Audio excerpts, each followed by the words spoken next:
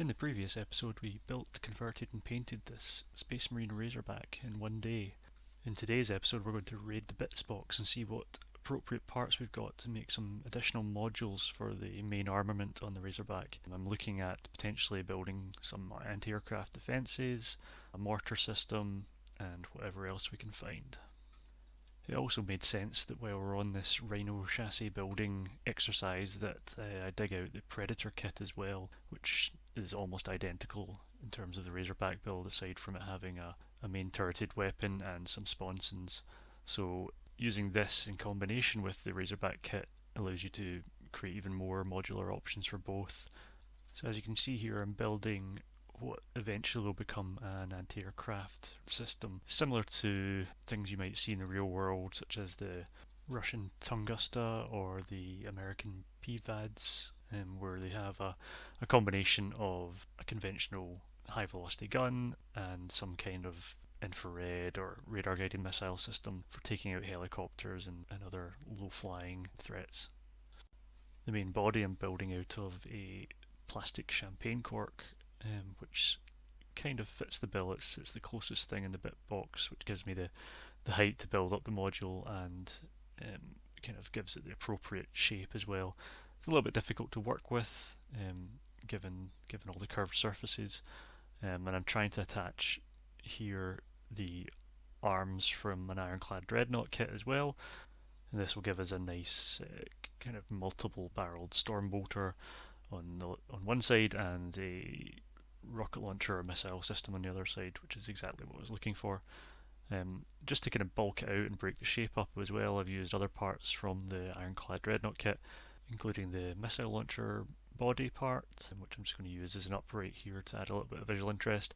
And eventually I also dig out I think they're either reactive armor panels or smoke launcher panels, just to again break up the body a little bit. Something else I want to do is to cover the top somehow, so I'm using the cupola from another Rhino kit, which can be used with a radar antenna to give that classic kind of radar dish poking above everything else look.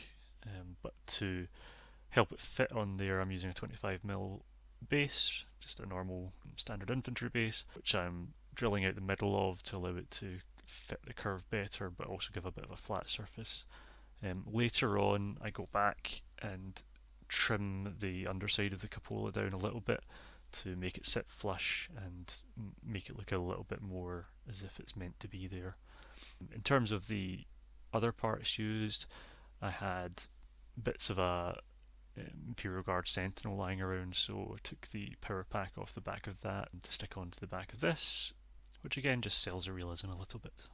I'm using some green stuff, 2-part putty, to secure everything in place. It's quite good for filling gaps as well as gluing things in place. It's got a really strong hold, sticks to most surfaces, and you can work with it for quite a long time as well. It normally takes maybe a day to fully cure, but up until that point you can still go back and move it around if you need to. I think a lot of the work I'm doing is kind of off frame, but it's mostly just chopping stuff up or mixing the green stuff, so I don't think you're missing too much there, hopefully. I'm not quite sure why, but I do tend to convert almost every miniature kit that I build to a certain degree, either just to impart a little bit of personality onto it or just to experiment a bit, I guess. It obviously adds a little bit of time to the building process, especially if you're trying to get something done in one day as I am in this case. So yeah, it's not always the best use of time, but I think it's great at the end of it having that kind of unique model that no one else will have. Unless, of course, you follow this guide to the letter and I start seeing these popping up all over Instagram, in which case I'll be quite happy, to be honest. Yeah, a lot of the work being done with the green stuff is a little bit rough and ready. It's just really for tacking stuff down and can be tidied up a little bit later on, or even just sanded down and painted over. When it comes to finishing the model, I don't think you need to be too precious about it, especially at this scale. It kind of blends away quite easily. Here I'm also looking at adding some kind of laser guidance system or laser rangefinder, but eventually I just decided it's going to add too much busyness to the model and doesn't really add anything, as the weapons themselves already have these modules attached to them. So I ended up ditching that Same with this armor panel, which I'm not quite sure where it came from, but I've been trying to add that at various stages of the build with no success, so I think I'm just going to end up not using that as well. It's all part of the experimentation process. At this stage it's starting to come together, but I'm really not happy with the way the weapon arms are sitting. They're not really attached to anything in the real world. It wouldn't work from a kind of engineering point of view, so I'm trying to fathom a way around this. Although I don't mind the kind of slimline look of it, it just doesn't quite sit right to me, so I have to have a wee think about what to do here.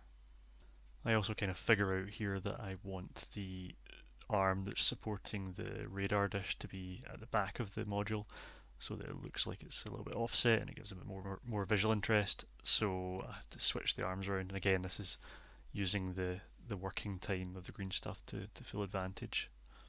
And I'll go ahead and I'll attach the radar dish part which came from the Rhino kit. It's slightly off camera, but you get the idea. This is again a good reason to keep hold of a bits box, or keep the bits box running during your time in the hobby. You never know when you're going to use these parts. It's always worth keeping hold of them if you can, if you've got the space for it, because a lot of these things have been rattling around in my collection for decades now. I mean, it's really satisfying to actually finally use them and feel like you're getting through the pile, and it also means you've got more space to add more bits in the future, which is always good. Also, it's really handy having these Imperial bits from the likes of the Rhino kit or the Sentinel or the Dreadnought, because they help, again, keep the same aesthetic as the rest of the models, so it doesn't look out of place at all. And as I mentioned before, a lot of the inspiration for these conversions comes from kind of modern military stuff as well, for me at least. So there's plenty of reference photos out there if you're looking to see what maybe should go on something like this. But ultimately the rule of cool can prevail, and as long as it looks good to you or looks appealing, then go for it, why not? Again, I'm not quite sure where these parts came from. I think they're part of the Venerable Dreadnought kit, but I'm not sure what they're meant to represent. Either way, they're really handy in this model because they kind of bend, or you can bend them, because the panels are segmented, and this is just going to help maybe sell some kind of radar reflective material or armor panels. It just helps break up the cork a little bit, makes it look less like a champagne cork, hopefully. And I do still seem to be trying to find a place for this laser rangefinder type device, but eventually I do give up. Then, as I mentioned earlier, I go back eventually and fix the cupola off camera, as well as adding a couple of extra struts underneath the arms on this, just to help, again, break up that cork a little bit and make it look a little bit more realistic. And then once we glue it down to the base, I'm pretty much calling this anti-aircraft system done. Although, as you'll see, I do come back to the arms in a moment because it's still bugging me. But in the meantime, can move along and start looking at the mortar system. Now this one's dead simple. It's just the base plate, an Imperial mortar, and another piece which I'm not sure where it's from. I don't think it's GW, but it's just a kind of bulkhead or some kind of metal looking panel, so it's going to form the base for this mortar to sit on, and it helps kind of raise it up a little bit so it's not right on the deck of the back of the Rhino, because at that point it wouldn't be sticking out, you'd have to look down to see the mortar. So again, it might not be the most realistic thing in the world, but it helps just poke the mortar out the top of it, and makes it a little bit more visually appealing. I like to think that the wee doors at the front, in front of it, could be where the poor guardsman or the marine sticks their head out of and loads the mortar. We also get a nice little blooper here coming up where I hope you're not wearing 3D glasses because it might come at you quite fast, but I tried to remove the mortar from the base that it's been stuck to for the best part of a decade, and it nearly comes straight for me. So it's always worth keeping those safety specs on hand, or better yet, on your face. So all we need to do now is try and find a way of mounting this so that, again, we get the height right. So just looking through the bits box again for some supports. And I think in this case the best thing to do is probably just use some old sprue, which I've managed to keep some lengths of from previous kits. So all I do is measure out one square onto this chopping board along for each one and make a cut, and that makes it nice and even. And again, the quickest and simplest way of mounting this, because I've already got some green stuff mixed up, is just to add a little drop of that to each end and then fix it in place. And again, that gives me plenty of working time if I decide I want to add more height to it or shorten it even. And then it's just a case of deciding which way round I want to mount the mortar, if I want it at the back of the Razorback or if I want it closer to the middle. Again, I think because of the way I imagine them loading it, I want those little doors at the front of it. And the mortar itself is just one of the plastic mortars from the old Cadian kit, I think. I've had it in my bits box for quite a while now, and I've never really had a use for it. I do have a small Cadian force, but I've got no real support weapon crews or anything. I think it actually came as part of a job lot a long time ago, so I'm finally glad to give it a nice home. And then just at the end here, I've added in a little bit of footage of what I came up with as a solution for the problem with the arms on the anti-aircraft unit. Yeah, I really wasn't happy with the way they were stuck to the body of the cork. So I dug out a couple of these roll plugs or wall plugs, dry wall plugs, whatever you want to call them. I actually bought a load of them a while back to use in 6mm scale as Space Marine drop pods, as well as hang some pictures in the house. So yeah, they're pretty handy. And again, I think they really help sell that idea of a rotating kind of solid mount for these weapon systems.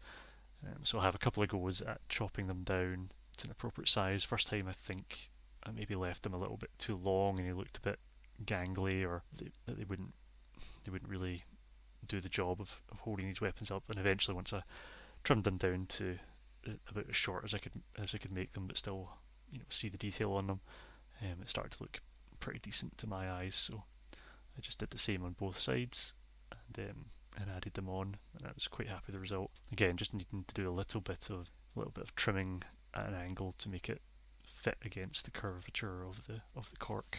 And at this stage, I'm calling it done with both of these modules. So all we need to do now is let the green stuff set, and then we can prime it and paint it to match the Razorback that we did yesterday. As I mentioned, I knocked together the Predator kit off camera and painted that in the same scheme as well, which also allows these modules to be interchangeable between the two kits. The only things that aren't are the doors on the Razorback. Everything else has been magnetised so that we can switch the modules around, run them as two Rhinos, run them as two Razorbacks, run them as whatever else. So yeah, I'm pretty happy with the results of it. I kept the Predator kit a little cleaner without all the stowage on it, just to make it a little bit different. And I'm really happy with the modules we've converted as well. I think they make it really interesting and very different from the other Razorbacks and Predators you'll see out there in the world. So yeah, pretty chuffed. I think there's always room for improvement with these sort of projects, and given a little bit more time and effort, could probably tidy things up a little bit, but at some point you have to call it a day. And I think, yeah, this is a decent time to do it. So thanks again if you've made it through this whole episode, and if you watched the first part as well. I plan on making more forays into the Box of Shame to dig out other kits and see if I can paint them up, convert them, and hopefully make some interesting video out of it. And I'm open to suggestions on what we should do next, so leave a comment below if you've got any. Currently on the paint table I can see there's some Gene Stealers, so they might be making an appearance in a video sometime soon. Anyway, thanks for watching again guys. Cheers. Bye.